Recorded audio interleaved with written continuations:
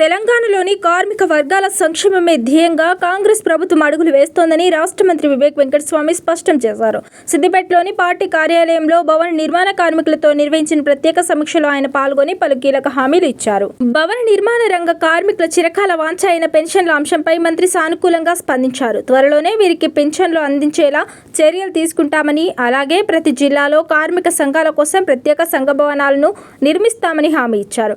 రాష్ట్రంలో త్వరలోనే లేబర్ బోర్డును పూర్తి స్థాయిలో పునరుద్ధరించి లేబర్ కార్డులు ఉన్న ప్రతి ఒక్కరికి ఇందిరమ్మ ఇల్లు, ప్రమాద బీమా మరియు ఇతర సంక్షేమ పథకాలు అందేలా ప్రణాళికలు సిద్ధం చేస్తున్నట్లు వివరించారు. తమ కుటుంబానికి కార్మికులతో ఉన్న అనుబంధాన్ని గుర్తు చేసుకుంటూ తన తండ్రి దివంగత నేత కాకా వెంకటస్వామి సింగరేణి కార్మికుల కోసం చేసిన పోరాటాలను మంత్రి ప్రస్తావించారు. అదే బాటలో నడుస్తూ గిగ్ వర్కర్ల రక్షణ కోసం అసెంబ్లీలో ప్రత్యేక చట్టం తెచ్చామని, ప్రమాద బీమాను 10 లక్షలకు పెంచామని గుర్తు చేశారు. హమాలీల సంక్షేమం కోసం కూడా ప్రత్యేక చట్టం తెచ్చే ఆలోచనలో ఉన్నట్టు పేర్కొన్నారు.